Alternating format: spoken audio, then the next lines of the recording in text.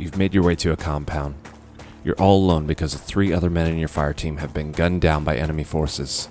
You spent most of your ammo returning fire somewhere to the south just so you can get to safety. You check your ammo. 2 mags left, but you think one is probably half empty. All you can hear is your breath. And all you see ahead are some dilapidated buildings with dim lighting. You have no idea who or what is hiding in the dark corners, but you can't stay here in the open. You've got a mission. You've got a purpose bigger than yourself. Destroy the objective so your allies can advance. Your eyes are fixed on the greater good. As you creep closer, you hear some shuffling and mumbles in some language you can't understand. You crouch down and walk slower. With every step, you're careful to avoid sticks and twigs that might give away your position. Inch by inch, you creep closer and closer to the door, and every second that goes by seems to increase your heart rate tenfold. Time itself feels like it's standing still, as you know that even the smallest mistake can cost you your life. As you prepare to breach, you make sure that your rifle is set to single fire. You can't afford to waste bullets. You reach for the door. Deep breath in, deep breath out. Remember your training. 3, 2, 1.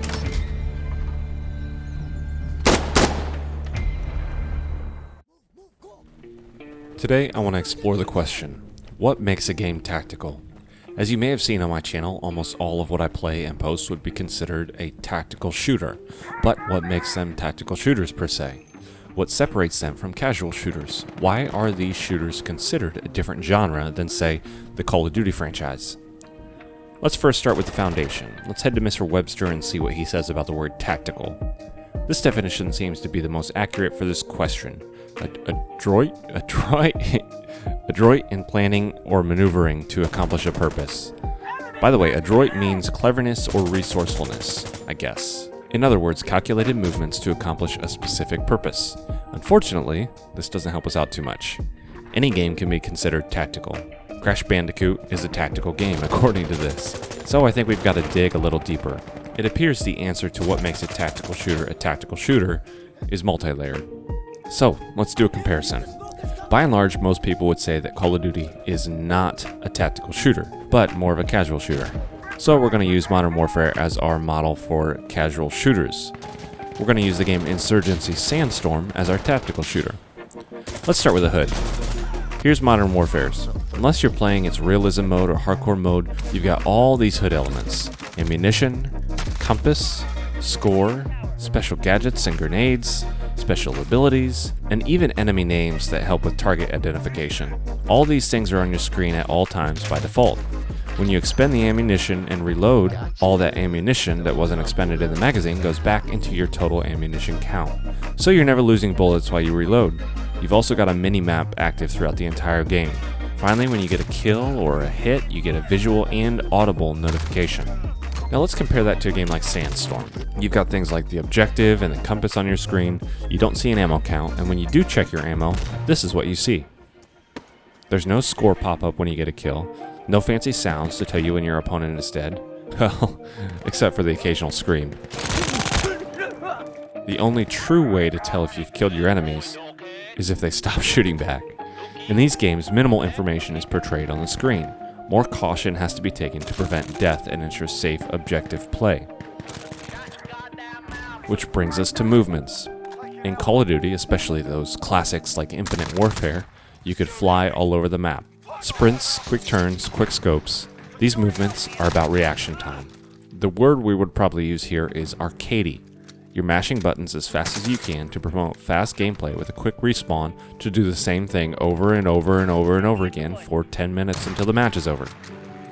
Conversely, the shooters that are considered tactical are much slower. Reload times are increased with stage reload. Your ammo can be thrown out if you're not retaining the mag. Your sprint speed is lower. The map is bigger. The weapon aim is slower. The respawn takes an eternity, it feels like, if there even is a respawn.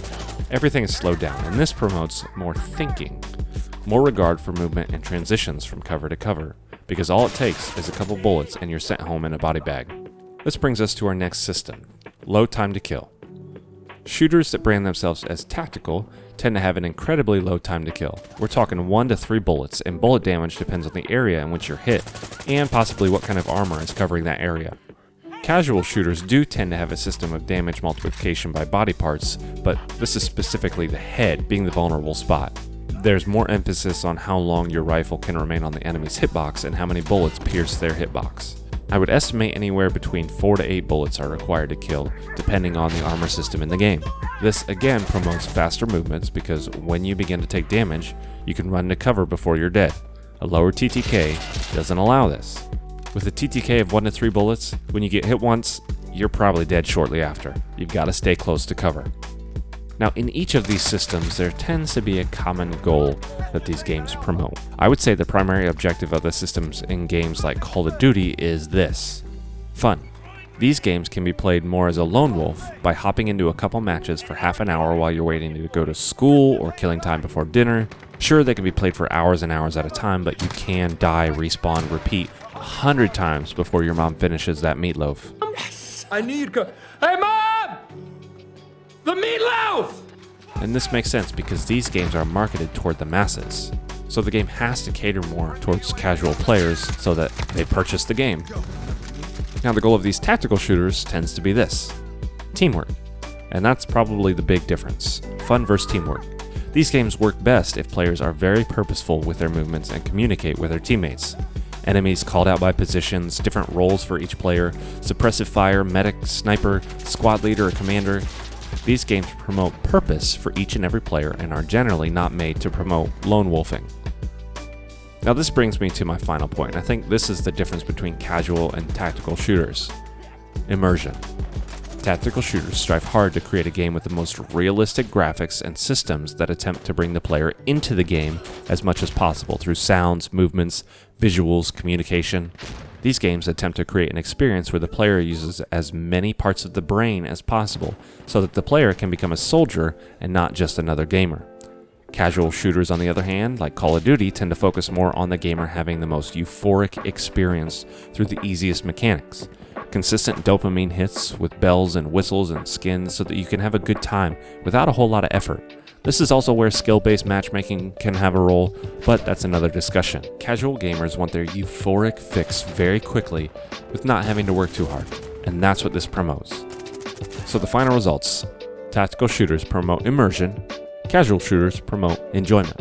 Now obviously that's not to say that both can't sprinkle in a little bit of the other.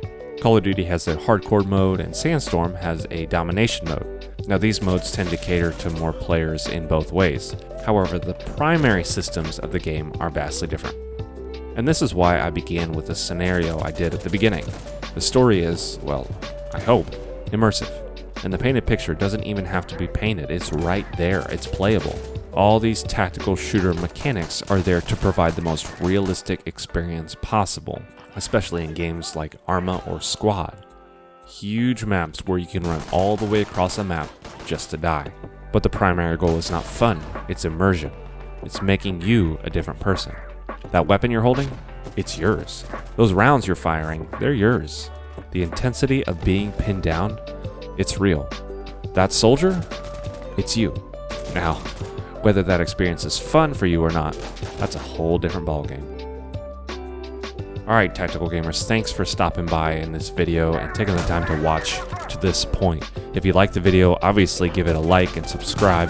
That really helps me out. That's the biggest way that you can support me. I try to work hard with this stuff, so I really hope that you enjoyed it. You guys have a good day, and I'll see you on the next one. Take care.